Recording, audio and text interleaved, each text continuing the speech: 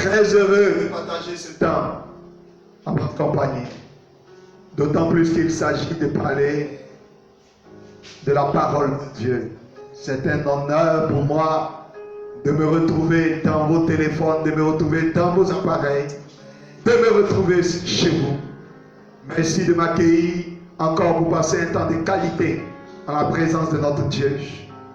Écoutez, frères et sœurs, mercredi dernier, nous parlions de l'esprit de servitude. Ou si vous voulez, l'esprit servile. Aujourd'hui, nous allons parler de l'esprit d'adoption. Et bien avant, j'aimerais vous inviter à prendre votre Bible avec moi en Romains le chapitre 8. Et nous allons lire à partir du verset, nous allons lire le verset 15. Merci d'ouvrir votre Bible à cet endroit. Romains 8, le verset 15.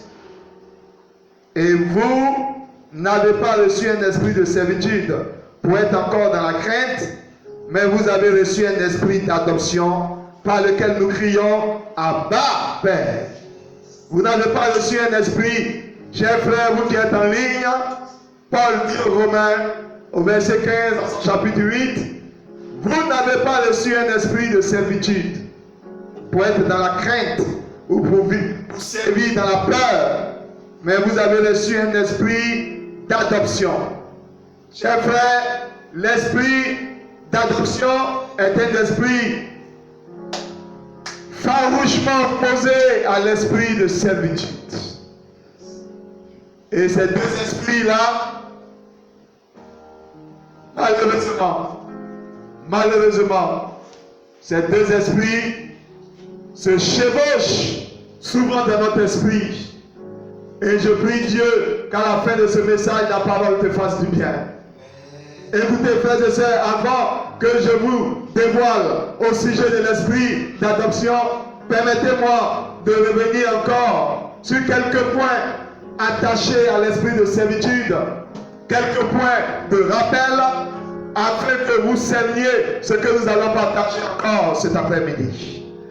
Écoutez, je disais le mercredi dernier que l'esprit de servitude, c'est la puissance diabolique qui soumet mentalement des personnes supposées être des fils, des héritiers de Dieu.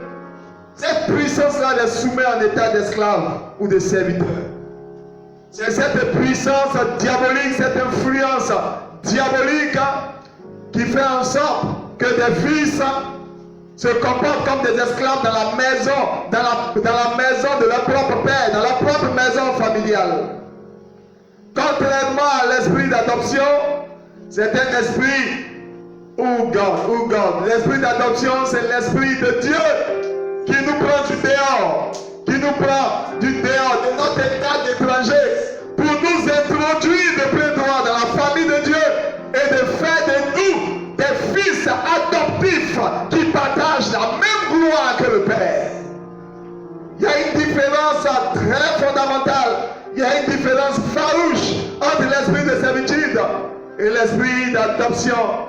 Avant de venir à l'esprit d'adoption qui fera l'objet de notre message en ce jour, permettez-moi de vous rappeler quelques points au sujet de l'esprit de servitude.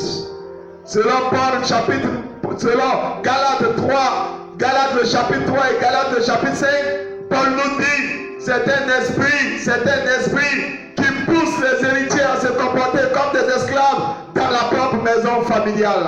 Écoutez, frères et sœurs, Paul dit que cet esprit-là pousse les gens à ne plus vivre selon la foi, à ne plus marcher, à chercher à obtenir la grâce de Dieu par les œuvres et non par la prédication de la foi. Écoutez, frères et sœurs, on a également aussi dit que l'esprit de servitude, c'est un esprit qui pousse les enfants de Dieu à croire qu'ils vont obtenir les choses de Dieu à force de service, de loyauté ou à force d'effort. Qui croient que c'est par la force qu'ils vont obtenir les choses de Dieu. C'est en servant Dieu loyalement qu'ils verront pas la bénédiction de Dieu. Ou bien cet esprit C'est un esprit qui les pousse à croire que parce qu'ils ont fait une faute hier, ils ne sont plus membres de la famille de Dieu. Un peu comme l'histoire du fils prodigue. Un autre point de rappel, l'esprit de servitude, c'est un esprit aussi d'influence maléfique, démoniaque, qui nous pousse à ne même pas faire cas des autres, qui nous donne une mentalité de religiosité et qui nous présente comme des personnes justes ou des personnes pieuses, aussi pieuses ou beaucoup plus justes ou plus pieux que les autres, et que nous, à cause de notre piété, nous méritons de bénéficier des privilèges de Dieu. Un peu comme en Luc 18, le verset 10, où ce pharisien priait en disant à Dieu, je jette 2 fois par semaine, je paye mes dîmes, je ne suis pas comme ce publicain qui est là à côté de moi. Je prie le Seigneur, frères et sœurs, je prie le Seigneur. Je vous invite à visiter notre vidéo du mercredi dernier afin que vous soyez délivrés de cet esprit de servitude. Un esprit qui nous fait servir Dieu par contrainte, qui nous fait servir Dieu dans la peur, dans une fausse humilité. Et cet esprit-là, malheureusement, cet esprit-là règne dans la maison de Dieu, règne dans la vie de beaucoup d'enfants de Dieu. Cet esprit qui nous pousse par des efforts à rechercher l'approbation de Dieu. Je prie le Seigneur que cet esprit ne soit pas notre partage, cet esprit servile. Parce que la promesse de l'Éternel s'obtient par la foi et non par les efforts, par des œuvres. Non, les promesses de Dieu, l'héritage de Dieu se donne par la foi. C'est une pure grâce. Ce n'est pas le résultat d'efforts. Ce n'est pas par la force, ce n'est pas par la puissance, c'est par l'Esprit de Dieu. Juste un point de rappel. Je veux beaucoup plus vous conseiller à vous attacher à la vidéo du mercredi afin que vous soyez mieux édifiés en ce qui concerne l'esprit de servitude. Pour l'heure, nous allons attaquer le gros de notre menu, c'est-à-dire l'esprit d'adoption. Et en quelques 5 points majeurs, je vais essayer de vous faire comprendre qu'est-ce que la Bible appelle l'esprit d'adoption. La Bible dit, ce n'est pas un esprit de servitude que nous avons reçu, mais c'est un esprit d'adoption par lequel nous crions aujourd'hui à Abba Père.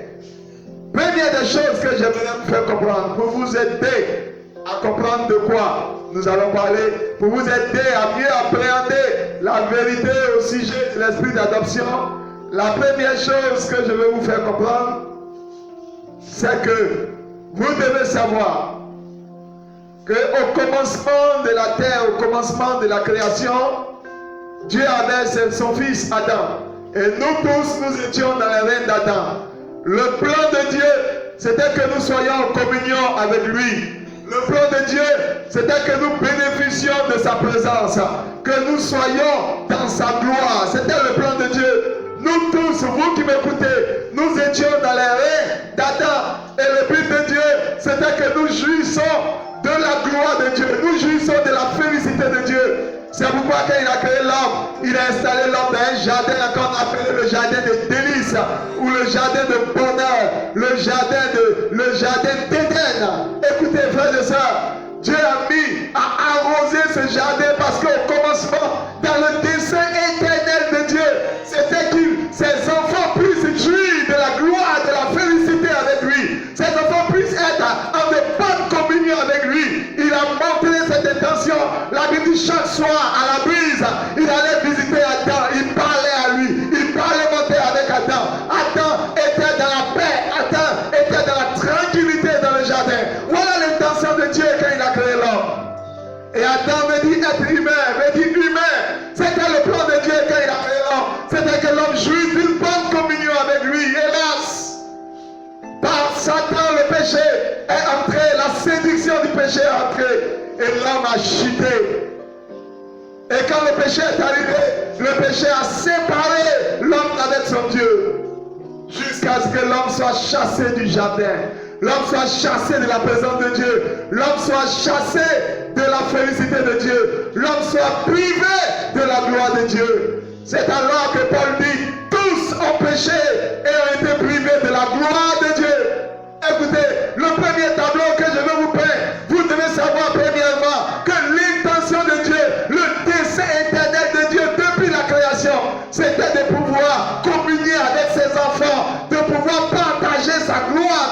enfants. Hélas, le péché a fait que les personnes que Dieu a créées à son image et à sa ressemblance ont préféré obéir à Satan et se sont retrouvés hors du jardin, chassés loin de la gloire de Dieu. C'est pourquoi Paul a dit, tous sont péchés et sont privés de la gloire de Dieu. Dès que Dieu s'est rendu compte que les êtres qu'il a créés à son image ont été chassés du jardin à cause du péché, le plan de Dieu a maintenant mis en place un plan de rédemption. Il cherchait un moyen de faire en sorte que ses fils, ses enfants qui ont été chassés de sa présence, qui ont été chassés de sa gloire, puissent revenir dans sa présence. Voilà tout le plan de Dieu. Voilà tout le dessein de la rédemption de Dieu. Voilà tout le plan depuis que Dieu a vu que l'homme était loin de sa présence. L'homme était chassé de sa gloire. Dieu a mis en place un plan de rédemption. Il cherchait les voies et moyens. Comment faire en sorte que l'être humain que j'ai créé, mes enfants avec qui je parlais chaque soir, mes enfants avec qui j'étais en communion à chaque fois dans ma présence, qui jouissaient de ma gloire, puissent retrouver ma présence. Dieu a commencé à chercher des voies et moyens. Il a envoyé la loi à Moïse. La loi n'a pas pu ramener les enfants de Dieu vers Dieu. Il a conseillé des sacrifices d'animaux. Les sacrifices couvraient les péchés, mais les sacrifices n'effaçaient pas les péchés. Dieu a envoyé des prophètes. Ils ont prophétisé, mais ces enfants sont restés encore loin de lui. Et c'est ainsi que Dieu a décidé de descendre lui-même sous la forme d'un serviteur, sous la forme d'un homme, pour venir sauver l'humanité, pour venir sauver les hommes qu'il a toujours voulu dans sa présence, qui ont perdu sa présence à cause du péché. Voilà pourquoi Jésus-Christ est venu. C'est pourquoi la Bible dit, en Matthieu 18, à partir du verset 11, le Fils de l'homme est venu sauver ce qui était perdu. Ce qui était perdu où? Ce qui était perdu depuis le jardin d'Éden.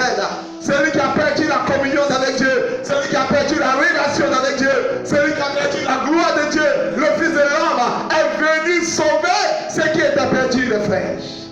Donc le deuxième point que vous devez retenir, écoutez, quand Dieu, au début Dieu a créé les êtres humains, il a créé l'homme pour que l'homme puisse jouir de sa présence. Le péché a séparé l'homme de sa présence. En deuxième point, quand Dieu a vu que le péché était loin de lui, quand Dieu a vu que le péché a éloigné ses enfants loin de lui, Dieu maintenant va chercher un deuxième point. Dieu va chercher un plan par la loi, par les prophètes, par les sacrifices d'animaux pour ramener l'homme dans sa présence. Ces points ont encore échoué. Et la solution que Dieu a trouvée, c'était d'envoyer Jésus-Christ de Nazareth. Permettez-moi de vous dire, frère, Jésus-Christ est venu pour deux choses fondamentales. Jésus-Christ est venu non seulement pour que les fils de Dieu retrouvent la gloire de leur Père et qu'ensemble avec eux, ils puissent jouir de la présence de Dieu. Écoutez, frères et sœurs, il est important que vous le sachiez. Et c'est pourquoi je vais vous lire un passage. Je vais vous inviter à lire avec moi Romains le chapitre 8 et aussi le verset 16 jusqu'au verset 18 et après le verset 29 jusqu'au verset 30. Soyez attentifs, frères et sœurs. Je crois que ce temps vous bénira. Romains 8, le verset 16 jusqu'au verset 18. La Bible dit, l'Esprit lui-même rend témoignage à notre esprit que nous sommes des enfants de Dieu. Or, si nous sommes des enfants de Dieu, nous sommes aussi héritiers. Héritiers de Dieu, co-héritiers de Christ.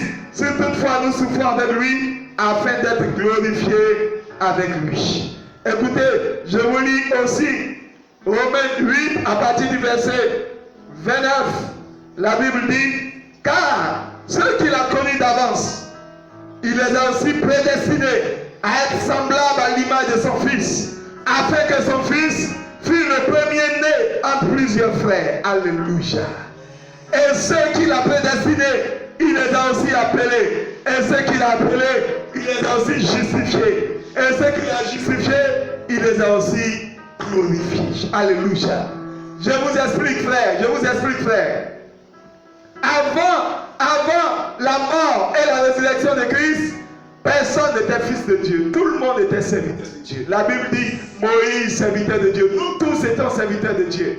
Qu'est-ce que Dieu a fait? Par la mort et la résurrection, la Bible dit, Jésus-Christ, quand il est sorti du tombeau, il était le premier-né d'entre les morts. Il était le premier-né. Premier-né suppose qu'il n'était plus le fils unique, il était devenu l'aîné de toute une famille. Écoutez, frères et sœurs, quand Dieu a vu que l'humanité était perdue, que l'homme a été séparé de sa présence, Dieu a cherché des voies et moyens, par les prophètes, par les sacrifices humains, par la loi. Il n'a pas eu que des causes. Il a envoyé son fils, il a envoyé son fils unique. Dans la famille de Dieu, il y avait une seule personne. Dieu avait un seul fils unique. Donc Dieu cherchait le plan. Comment faire en sorte que ma famille que j'ai perdue depuis le jardin d'Éden puisse être retrouvée? Dieu a décidé donc de donner son seul fils unique pour avoir une famille. Il a donné son fils unique pour que par son fils unique là, il ait d'autres enfants.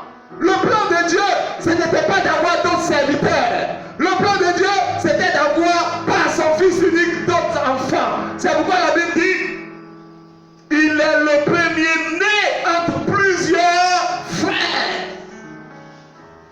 J'aimerais que tu comprennes, frère. J'aimerais que tu comprennes. Si on dit que quelqu'un est le premier-né dans plusieurs frères, ça veut dire que Jésus-Christ était devenu l'aîné.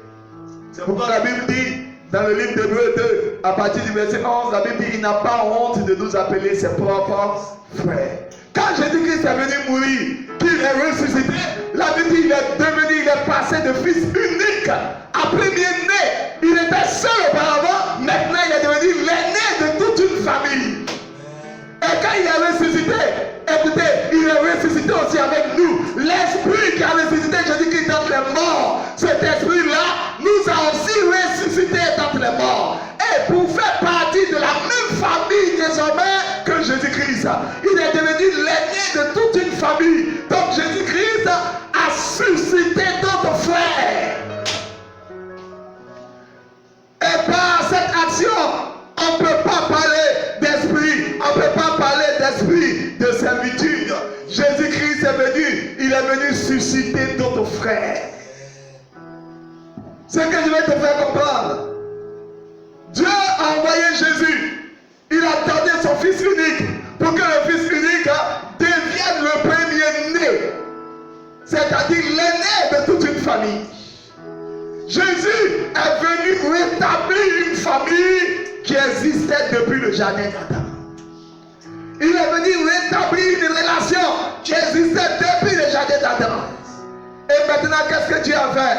Il a fait de cet aîné-là la personne par qui il devrait passer pour faire toutes choses. Maintenant, dans la famille, si tu veux demander quelque chose à papa, ça doit être au nom de l'aîné. Si tu veux guérir un malade, ça doit être au nom de l'aîné. Si tu veux faire quelque chose, ça doit être au nom de l'aîné. C'est pourquoi quand cet aîné est venu, il dit, si vous voulez prier, ne dites plus Dieu, dites notre Père. Parce que c'est maintenant vous et moi, c'est devenu notre Père.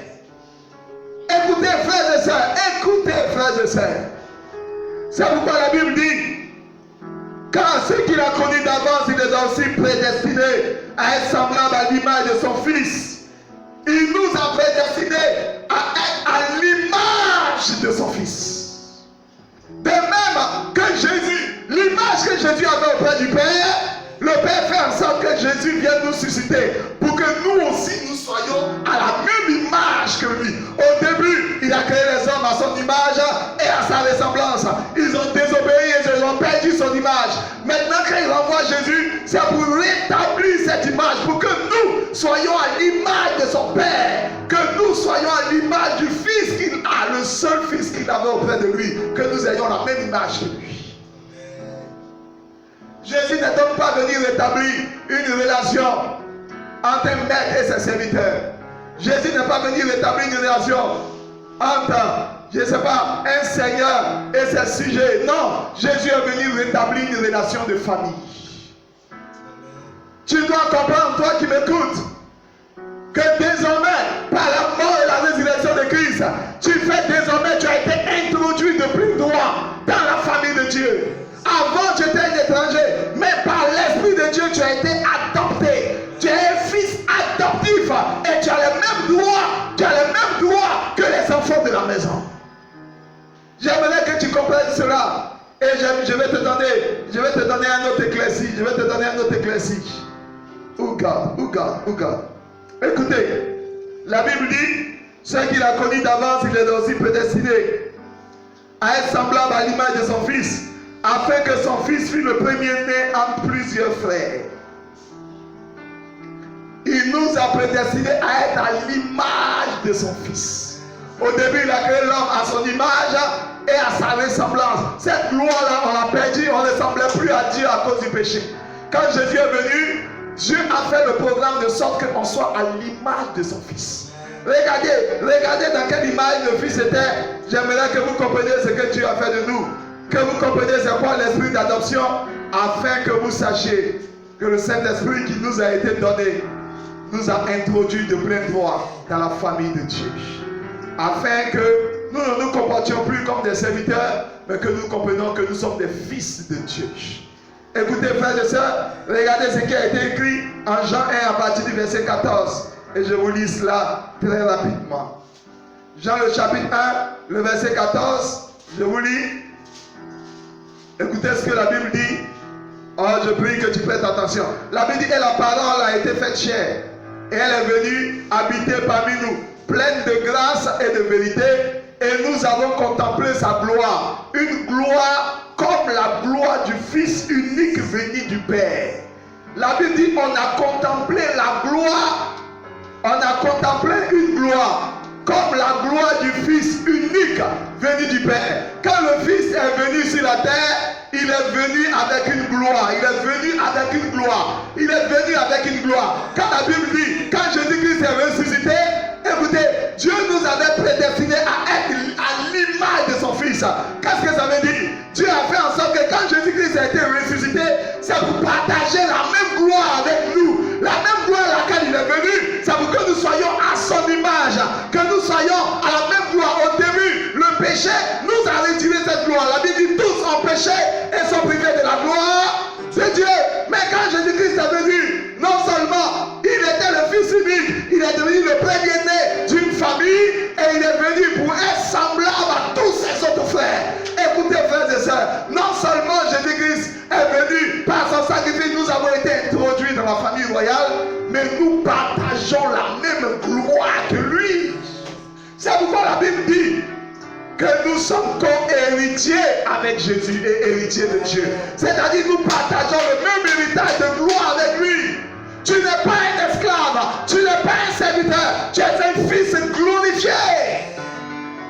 C'est pourquoi la Bible dit, ceux qu'il a appelés, il les a prédestinés d'avance. Ceux qu'il a prédestinés, il les a justifiés et il les a glorifiés. Frère, tu es un fils glorifié. Tu as été rendu dans la même gloire que Christ lorsqu'il a été ressuscité.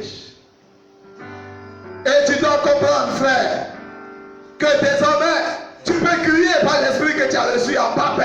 Tu peux dire librement papa. Pourquoi? Parce que Jésus a dit, si vous voulez prier, dites notre Père. Pourquoi il le dit? Parce que désormais, tu fais partie de la famille de Dieu. Tu es dans la même image que lui. Il dit, si vous me contemplez, vous serez transformés de gloire en gloire, la même image que moi. L'image que nous avons perdue dans le jardin d'Éden. La famille que nous avons perdue dans le jardin d'Éden. Non seulement Jésus est venu nous rétablir dans cette famille, mais il est venu partager la même gloire que nous. Frère, je prie que tu comprennes cette parole. Et permettez que je vous lise Hébreux 2 à partir du verset 10 pour étayer mon propos, afin que vous compreniez profondément ce que je suis en train de vous dire. Hébreux 2 à partir du verset 10, la Bible dit, il convient en effet que celui pour qui et par qui sont toutes choses, et qui voulait, la Bible dit, écoutez bien les frères, il convenait en effet que celui pour qui et par qui sont toutes choses, et qui voulait conduire à la gloire beaucoup de fils. Il voulait conduire à la gloire beaucoup de fils. Éleva à la perfection par les souffrances le prince de leur salut. Verset 1. Car celui qui est sanctifié et ceux qui sont sanctifiés sont tous issus d'un seul. C'est pourquoi il n'a pas honte de les appeler frères. Écoutez frères, quand Jésus-Christ est venu, son but c'était de conduire à la gloire beaucoup de fils. Nous avions perdu la gloire de Dieu à cause du péché. Quand Jésus-Christ est mort, qu'il est ressuscité, la Bible dit, il est devenu le premier-né, c'est-à-dire il est devenu l'aîné de beaucoup de frères. Permets-moi de te dire, toi qui m'entends, parmi les nombreux frères, dès que Jésus-Christ est devenu l'aîné, tu es dedans, toi qui m'écoutes, toi qui es né de Dieu, toi qui as accepté Jésus-Christ de Nazareth, depuis la mort et la résurrection de Jésus, tu appartiens à une famille dont l'aîné est Jésus. Et ce que j'aimerais te préciser, non seulement il est venu pour être l'aîné de cette grande famille, mais il est venu aussi amener ces aînés-là à la gloire. La Bible dit, il est venu conduire la gloire de beaucoup de fils. Hébreux 2, le verset 11 dit, il n'a pas honte de les appeler ses frères. Dès que tu comprends cela, dès que tu comprends que Jésus-Christ est devenu ton grand frère, dès que tu comprends que le péché autrefois t'a éloigné de la gloire de Dieu, mais la mort et la résurrection de Christ t'ont rapproché de la gloire de Dieu, t'ont rétabli dans la famille de Dieu, ont fait en sorte que Jésus est devenu ton aîné et tu peux l'appeler frère, tu comprends alors que tu n'as pas à te comporter comme un serviteur dans la maison de ton Père. Tu es un fils. Tu es un fils. Et c'est cela que la Bible appelle l'esprit d'adoption. Écoutez, frères et sœurs, vous qui m'entendez, j'aimerais que vous compreniez. Jésus n'a pas seulement voulu que vous soyez des fils, parce que ces fils peuvent être dans un garage ou ces fils peuvent être dans un endroit bizarre. Il a voulu que vous soyez des fils glorifiés, partageant la même gloire, étant dans la même image que son fils.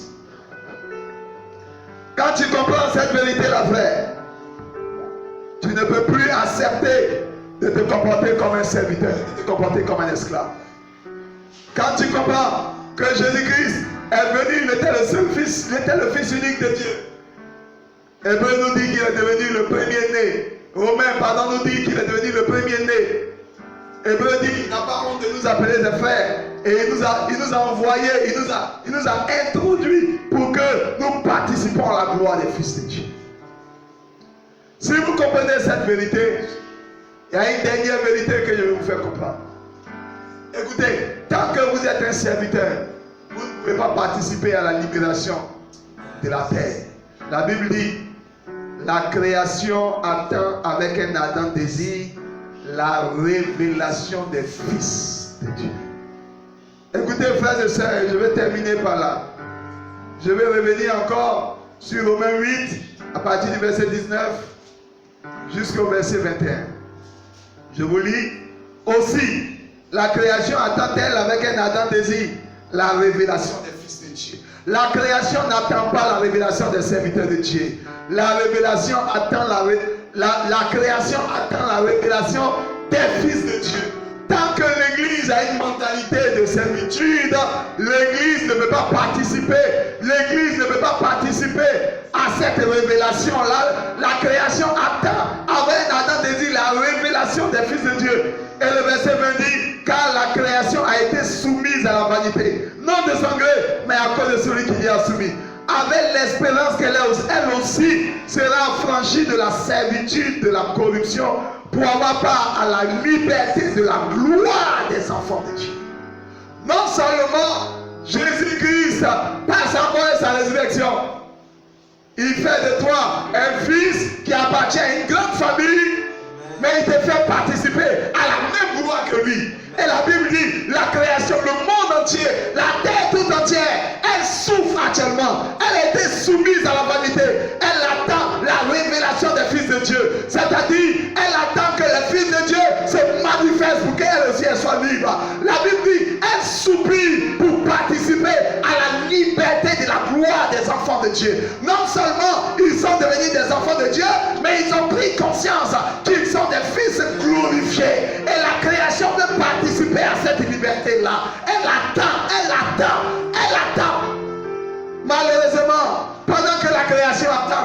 révélation des fils de Dieu. Pendant que la création veut participer à la gloire des enfants de Dieu.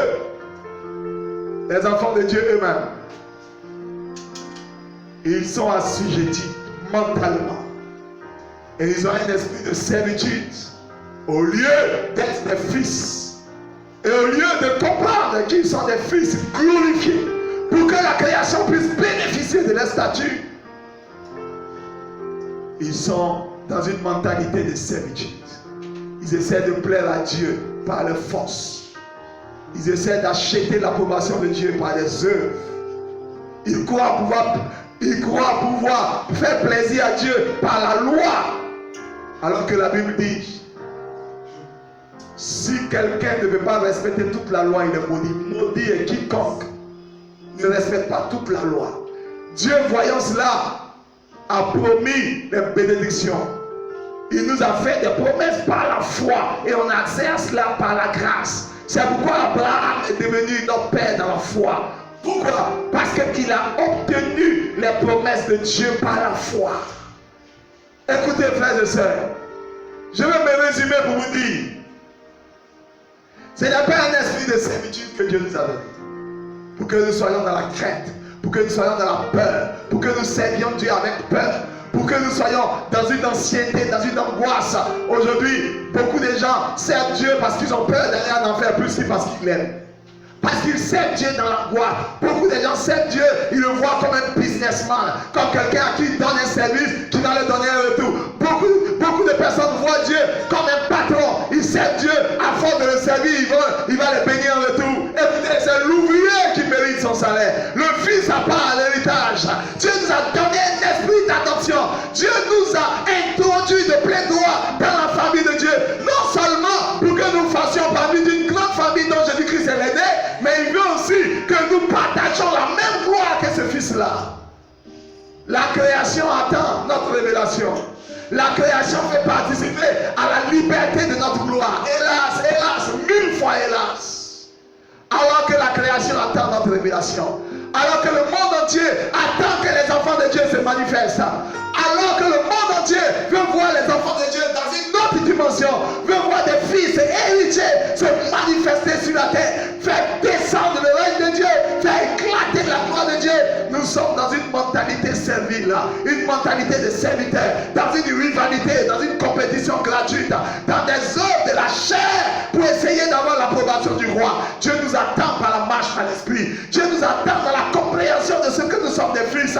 Dieu nous attend dans la compréhension de ce que non seulement nous sommes des fils, mais nous sommes des fils qui sommes dans la gloire. Nous sommes assis dans les lieux célestes. En Christ Jésus et sur la terre, domination, autorité, principauté sont sous nos pieds. Le monde entier attend que nous comprenions cette vérité. Le monde entier veut participer, veut bénéficier de la liberté, de la gloire que nous avons.